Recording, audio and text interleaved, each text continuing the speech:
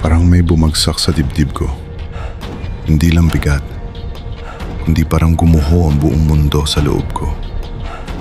At wala akong magawa. Wala akong maramdaman.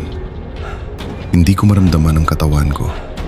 Parang unti-unti akong nawawala sa kawalan. O baka nalulunod. Hindi ko alam. Basta ang alam ko, walang hangin. Walang tunog. Walang kahit ano. Hanggang sa beep. Mahina. Halos hindi marinig. Pero sapat para gisingin ang kung anong natitira sa akin. May pusong tumitibok, pero hindi akin. May ugong ng makina. Mababa. Tuloy-tuloy. Parang may nagdedesisyon kung ililigtas ako o tuluyang papatayin. Madilim. Hindi simpleng dilim, kundi yung may bigat, yung kumakapit, yung humihila pababa. At hindi ko alam kung hanggang kailan ako lalaban o kung sumuko na ako. Hindi ko alam kung gaano ako katagal doon. Walang oras. Walang bilang. Hanggang sa tumating ang sakit. Matalim. Mainit. At sa isang iglap, nabasag ang katahimikan. Sumabog ang dibdib ko sa unang hinga. Parang pinipilit akong mabuhay. Kahit hindi ko alam kung bakit. Napasingap ako. Masakit. Pero totoo. Bawat hinga ko masakit. Parang hinihiwa ang dibdib ko. Ginhawa. At parusa ng sabay. Nagising ako. Pero wala akong maalala. Walang pangalan. Walang alaala. Blanko. Tahimik. Walang natira. Parang may naglinis sa loob ko at tinanggal pati kung sino ako. Hanggang sa liwanag. Puting-puti. Masakit sa mata. Napapikit ako. Saglit. Pagmulat ko, may mga hugis. Gumagalaw. Mga anino na unti-unting nagiging tao. Pero wala akong kilala. Kahit isa. Pinilit kong intindihin. Kumurap ako. Isa. Dalawa.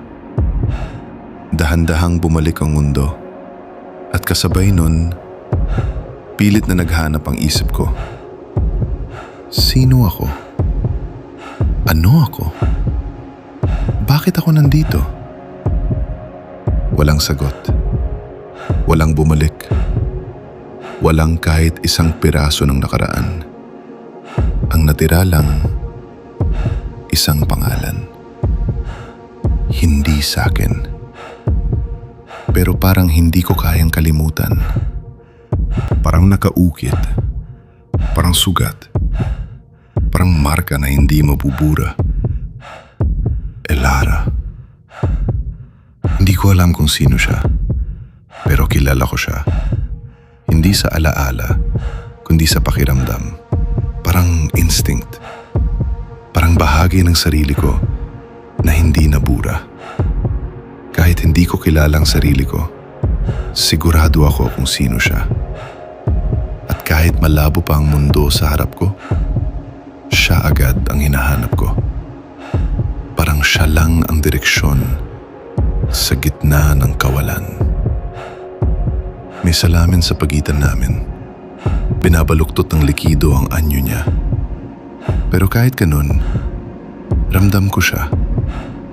Parang kaya ko siyang abutin. Parang konting galaw na lang, maaabot ko na. Sumikip ang lalamunan ko. Tuyo. Mahapdi. Pero pinilit ko pa rin magsalita. Mahina. Basag. Lara, parang napunit ang dila ko sa bawat letra. Pero totoo. At sa sandaling mabigkas ko yon, parang tumigil ang mundo. May nagbago. Hindi ko alam kung ano, pero ramdam ko, yung lamig ng paligid, biglang may halong iba. Parang bakal, parang dugo, parang kasalanan. Bumilis ang tibok ng puso ko, kasabay ng makina. Pero siya, hindi lumapit. Umatras siya. At sa simpleng galaw na yon, may nabasag. Hindi sa paligid, kundi sa loob ko. Parang may umasa. Parang may naniwala, tapos iniwan. Elara, hindi na pangalan. Pakiusap na.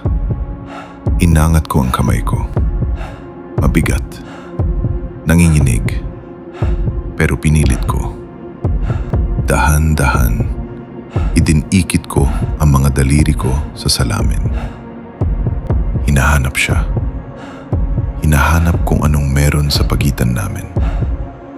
Pero, pader lang ang sumalubong sa akin. Malamig. Matigas. Walang buhay. May pagitan na hindi ko kayang sirain. Tinitigan ko siya at kahit baluktot ang anyo niya, nakita ko. Takot, gulat, at guilt. Hindi ko alam kung alin ang mas masakit, na hindi siya lumapit o yung pag-atras niya. Lara, mas mahina, mas desperado. Kumapit ako sa salamin, parang siyang nasa dulo nun. Parang siya lang ang dahilan kung bakit ako humihinga. Tapos, may naramdaman ako. Hindi lang siya, may isa pa. Nanlamig ang batok ko. Hindi dahil sa sakit, kundi dahil alam ko. Ayaw niya sa akin. Dahan-dahan kong iniangat ang ulo ko. At nakita ko siya. Yung lalaking nasa tabi ni Elara. Hindi pa malinaw ang paningin ko. Pero umiwas na siya agad. Parang ako ay apoy na hindi niya kayang tingnan. Nilunok ko ang laway ko. Maapti. Hindi siya tulad ni Elara na kahit natatakot, nananatili. Siya, gusto niyang mawala ako. Ramdam sa bawat galaw, sa bawat paghinga.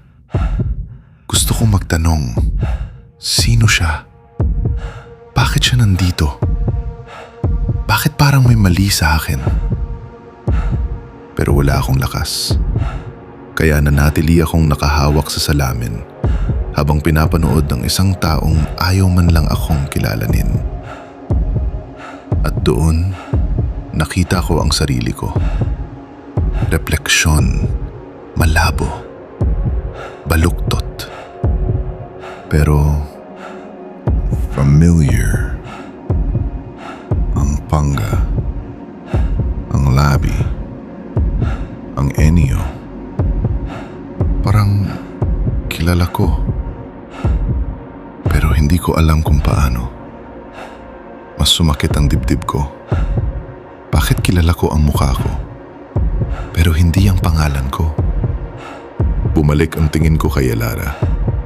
Nanginginig ang mga mata niya. Puno ng emosyon na hindi ko maintindihan. Pero ramdam ko. At bakit? Bakit parang ako ang dahilan nun? Binuka ko ang bibig ko. Hangin lang ang lumabas.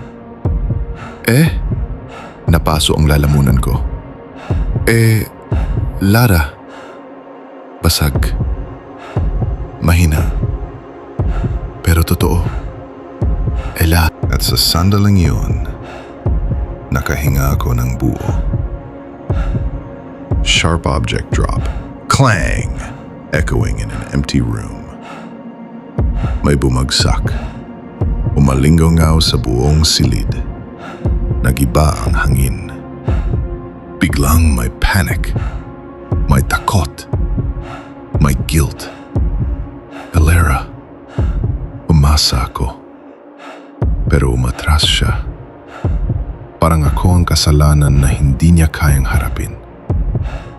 At doon, mas nasaktan ako. Hindi ang katawan ko, kundi kung anong meron sa loob ko. Parang ako mismo, isang pagkakamali. Bakit siya umiiyak?